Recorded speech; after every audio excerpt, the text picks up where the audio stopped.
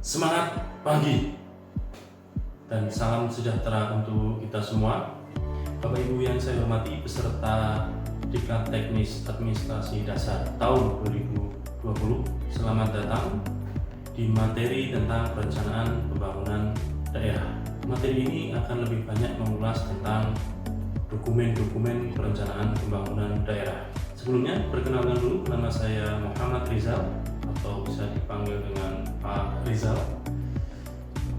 Bapak Ibu, pernahkah terbesit dalam pertanyaan Bapak Ibu, kenapa pembangunan di Indonesia atau pembangunan yang terjadi di daerah kita tiba-tiba bisa muncul seperti itu? Ada pembangunan infrastruktur, pembangunan sosial budaya, pelatihan-pelatihan, semua urusan yang dilakukan oleh pemerintah. Kemudian pernah tidak Bapak Ibu terbesit pemikiran, kenapa tiba-tiba awal munculnya APBD? APBD itu dimulai dari mana? Berbahagialah Bapak Ibu yang mengikuti Diklat Administrasi Dasar tahun 2020 tentang materi perencanaan pembangunan daerah. Karena apa? Karena Bapak Ibu akan dibekali materi tentang apa itu perencanaan sehingga melahirkan pembangunan-pembangunan yang sangat terencana oleh pemerintah daerah. Tujuan pembelajaran untuk perencanaan pembangunan daerah adalah dipahaminya apa itu perencanaan, apa itu perencanaan pembangunan daerah, sistematikanya seperti apa, dokumen-dokumen perencanaan pembangunan daerah, baik itu 20 tahunan, 5 tahunan, dan dokumen perencanaan 1 tahunan, baik yang ada di level pemerintah nasional maupun yang ada di level lingkup kerja kita, yaitu pemerintah daerah Provinsi Jawa Tengah. Kemudian hasil pembelajaran setelah Bapak Ibu mengikuti materi ini diharapkan akan memahami dan mampu menyusun dan memahami sistematika perencanaan pembangunan yang ada di sistem perencanaan pembangunan daerah Provinsi Jawa Tengah. Dan materi pokok, nanti ada 7 materi pokok terdiri dari perencanaan pembangunan daerah, pengertian, kemudian prinsip-prinsip dan asas dari perencanaan pembangunan daerah, sistem perencanaan pembangunan nasional dan sistem perencanaan pembangunan yang ada di daerah. Kemudian masuk pada sesi kedua, yaitu tentang pengertian atau fundamental dari perencanaan pembangunan daerah. Kemudian masuk sesi 3 adalah dokumen perencanaan pembangunan daerah, mulai dari RPJPD, rencana pembangunan jangka panjang daerah, kemudian RPJMD, rencana pembangunan jangka menengah daerah, dan rencana kerja pemerintah daerah, serta nanti ada rencana kerja pemerintah daerah. Dalam hal ini kita tidak sampai dengan evaluasi perencanaan pembangunan. Baik Bapak Ibu, saya akan sedikit memberikan materi tentang apa sih itu perencanaan pembangunan daerah. Perencanaan bisa diartikan sebagai tindakan terstruktur yang pengelolaan sumber daya daerah dengan tujuan apa? Dengan tujuan untuk memakmurkan rakyat Indonesia sesuai dengan amanat Undang-Undang Dasar 1945, mensejahterakan kehidupan bangsa dan bisa meratakan pembangunan. Perencanaan pembangunan adalah merencanakan, dimulai dari perencanaan yang 20 tahunan, yaitu rencana pembangunan jangka panjang daerah RPJPD. Kalau di pusat ada namanya rencana pembangunan jangka panjang nasional. Tapi sebelum saya ke dokumen daerah, saya bisa ceritakan bahwa dokumen perencanaan, mohon maaf, dibagi menjadi 2. Dokumen perencanaan pembangunan punyanya daerah dan dokumen perencanaan yang punyanya SKPD-nya masing-masing. Dokumen perencanaan pembangunan daerah yang punyanya daerah, dalam hal ini gubernur, dokumennya ditandatangani oleh gubernur dan DPRD. Artinya apa? Artinya ini merupakan produknya perda, mulai dari RPJPD, rencana pembangunan jangka panjang daerah, ini 20 tahunan.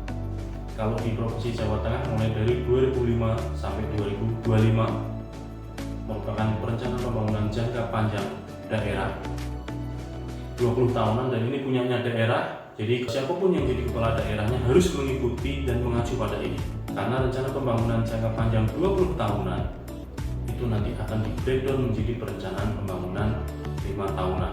Nah, kemudian yang kedua, rencana pembangunan jangka menengah daerah 5 tahunan. Nah, ini baru namanya dokumen punyanya kepala daerah, karena dokumen ini mengacu pada visi misi kepala daerah. Subbabnya ada 9 bab. Yang pertama adalah pendahuluan, dasar hukum, tim penyusun, landasan hukumnya, keterkaitan antar subbab, isinya apa saja. Kemudian yang kedua, bab 2 adalah berisi tentang gambaran umum daerah. Kemudian masuk ke bab 3, yaitu adalah visi misi kepala daerah, visi misi daerah.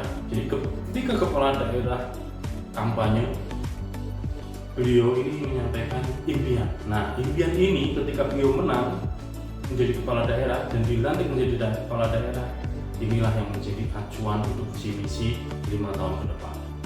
Nah, setelah visi misi nanti adalah strategi, arah kebijakan, dan program kegiatan untuk mewujudkan dari visi misinya.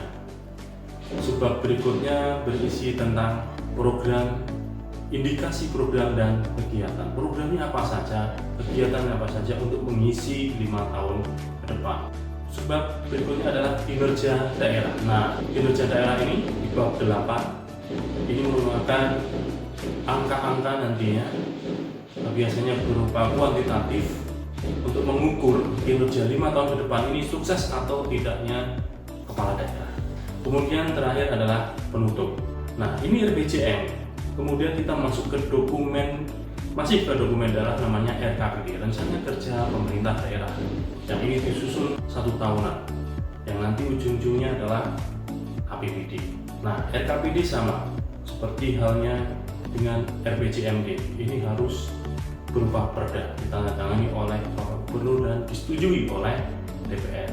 Nanti isinya adalah antara lain pertama pendahuluan, gambaran umum daerah, dan kemampuan keuangan daerah. Seperti apa sih keuangan daerah yang kita punya di Provinsi Jawa Tengah, bagaimana nanti untuk belanja pegawainya, belanja pembangunannya setahun ke depan akan seperti apa, DAU-nya berapa, DAK-nya berapa. Kemudian masuk ke sasaran program daerah. Nah, sasaran program ini mengacu pada RPJMD. Setelah itu sasaran program adalah program kegiatan dan kinerja. Bab berikutnya, bab ke-7 adalah penutup. RKPD ini merupakan dokumen daerah, jadi ada RPJP, RPJMD, dan RKPD. Kemudian yang punya dokumen SKPD adalah ada Renstra. Pernah dengar Bapak Ibu ya? Rencana strategik dari Satuan Kerja Pemerintah Daerah, dinasnya apa. Nah, Renstra ini harus membreakdown pada Perda RPJMD. Perda RPJMD harus ditetapkan 6 bulan setelah kepala daerah dilantik. Nah, setelah dilantik, kemudian ditetapkanlah RPJMD menjadi peraturan gubernur. Nah, peraturan daerah Provinsi Jawa Tengah ini yang kemudian di breakdown oleh SKPD dengan namanya Renstra. Terdiri dari gambaran umum pelayanan, kemampuan keuangan, gambaran umum pelayanan sesuai dengan SKPD-nya masing-masing, kemudian tujuan sasaran pembangunan, strategi arah kebijakan, kemudian program kegiatan dan kinerja SKPD. Kemudian terakhir adalah penutup, ini Renstra. Dan Renstra harus ditandatangani oleh kepala SKPD dengan persetujuan dari gubernur. Kemudian kita masuk ke tahunannya, dokumen tahunan yang ada di SKPD, yaitu Rencana Kerja. Rencana Kerja SKPD mengacu 2 dokumen, dokumen Renstra SKPD-nya, kemudian mempedomani dari Rencana Kerja Pemerintah Daerah. Nah, Renja ini menjadi dasar nanti untuk masukan di RKPD. Jadi dalam penyusunan adalah penyusunan yang sistemnya dengan menggunakan 4 pendekatan. Pendekatan politis, pendekatan akademis, pendekatan bottom up, top down planning, dan partisipatif. Politis, perencanaan pembangunan daerah mengacu pada keputusan-keputusan politis. Makanya di RPJMD itu rencana pembangunan jangka menengah daerah itu mengacu pada visi misinya kepala daerah. Kemudian ada keputusan akademis. Dalam penyusunan dokumen perencanaan harus bisa dipertanggungjawabkan secara akademik. Kemudian pendekatan ketiga yaitu bottom up, top down planning. Top down artinya perintah-perintah dari pusat berupa peraturan perundangan, peraturan menteri, mengacu ke sana.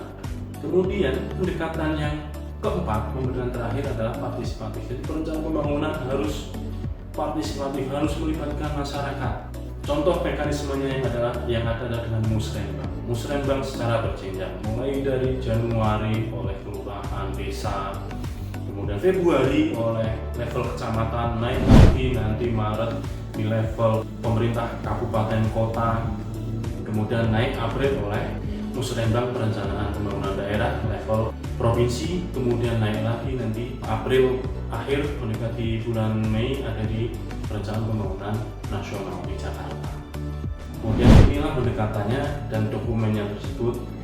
Semoga ini bermanfaat. Silahkan Bapak Ibu bisa lebih dipahami dengan mengunduh filenya, modulnya bisa dipelajari. Kemudian nanti ada sesi kita untuk saling sharing. Kemudian terakhir adalah mengerjakan tugas. Baik, terima kasih. Mohon maaf apabila ada kekurangan. Tetap semangat, perencanakan yang terbaik karena ada istilah fail to plan, plan to fail. Billahi taufiq wal hidayah. Wassalamualaikum warahmatullahi wabarakatuh dan salam kompetensi.